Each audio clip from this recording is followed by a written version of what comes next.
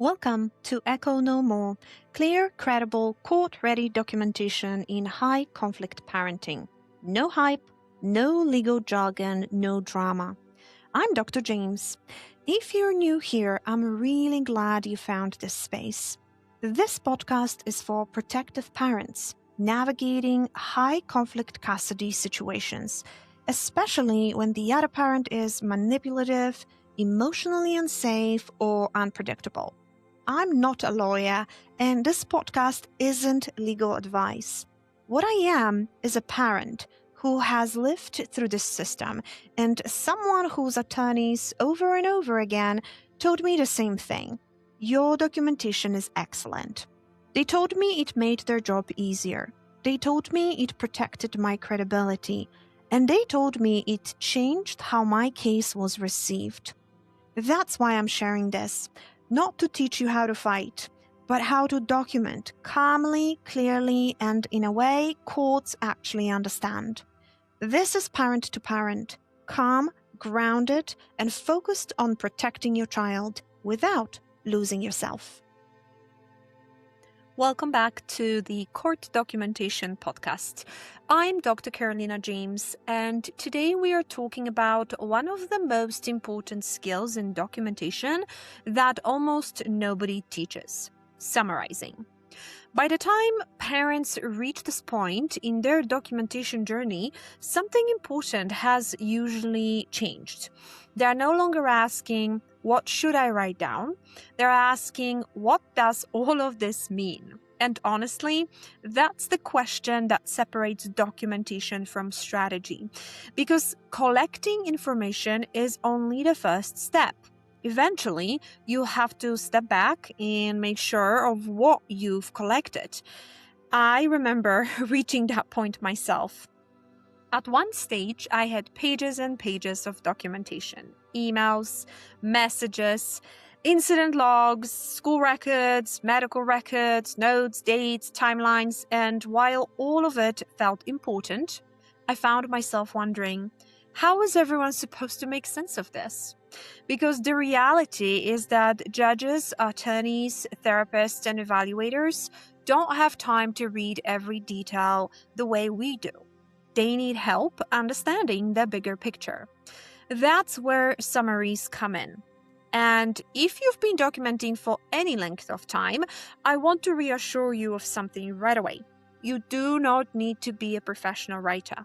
You do not need legal training. You do not need to sound impressive. You need to sound clear. That's it.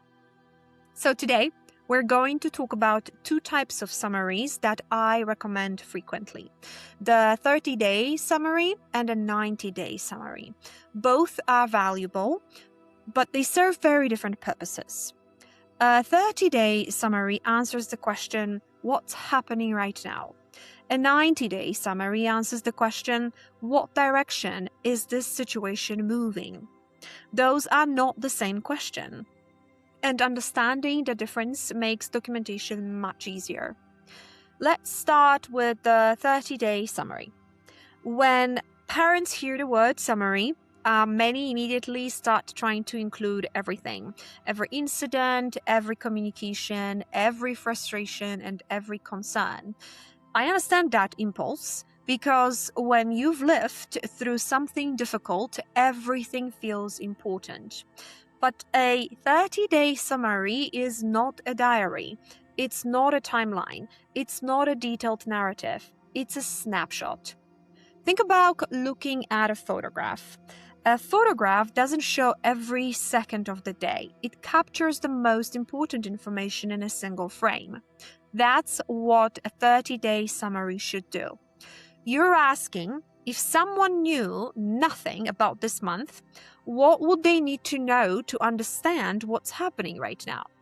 That means focusing on patterns that are currently active, issues that remain unresolved, changes that occurred during the month, concerns that professionals may need to be aware of. One mistake I see parents make is turning a summary into an argument.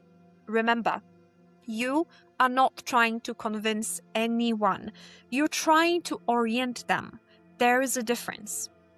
A good 30-day summary says, here's what happened, here's what's still happening, here's what needs attention. That's it. The tone should feel calm and current, not cumulative, not historical, not emotional, current. Think of it like a professional update.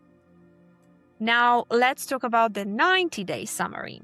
This is where things become interesting, because something happens when we step back and look at 3 months instead of 1. Patterns become visible. And honestly, this is one of my favorite parts of documentation, because sometimes the pattern is very different from the story we are telling ourselves.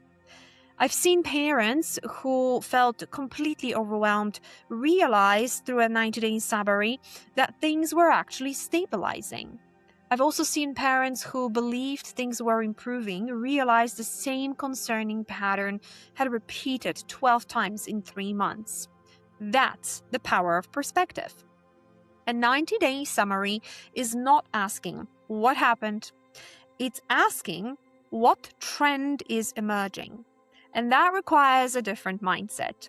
Instead of focusing on individual incidents, we start looking at frequency, consistency, direction, movement. Think about weather. A 30-day summary might tell you it rained yesterday. A 90-day summary tells you this season has been unusually wet. One focuses on events, the other focuses on patterns. And courts are often much more interested in patterns. One thing I learned through my own documentation process is that the longer the time frame, the calmer the summary should sound. That's counterintuitive for many parents, because 3 months often contains more emotion than 1 month. But summaries become stronger when we step further away from the emotion and closer to the pattern. If you find yourself writing paragraphs about a single incident in a 90-day summary, that's usually a sign you're still too close to the event. Pause, step back, ask yourself, what larger pattern does this incident represent? Because that's usually what matters most. One question I get frequently is, how often should I create summaries? The answer depends on why you're documenting. A 30-day summary is typically situational. You might create one before a court hearing, before a school meeting, before a therapy review, before mediation. It's often tied to a specific need. A 90-day summary is different. I think of it as a quarterly check-in, a chance to ask, what story is the data telling? Not what I am feeling. Not what happened yesterday. What story is the data telling? And honestly, some of the most valuable insights I've gained came from those quarterly reviews. There were times when I realized issues were becoming less significant than I thought. There were other times when I realized concerns were more persistent than I wanted to admit. Both kinds of awareness are valuable, because documentation isn't just for court. It's for clarity too.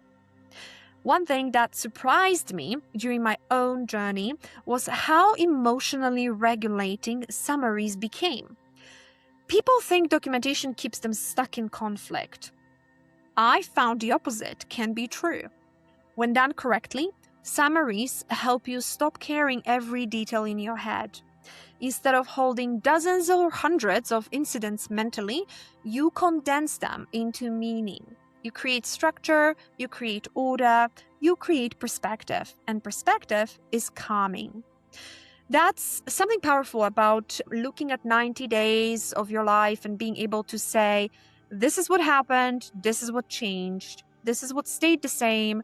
That process creates clarity, and clarity reduces anxiety. Before we finish, I want to address something I hear from parents all the time. They worry their summary won't be good enough. They worry they're missing something. They worry they aren't writing it correctly. Please hear this. A clear summary is infinitely more valuable than a perfect one that never gets written.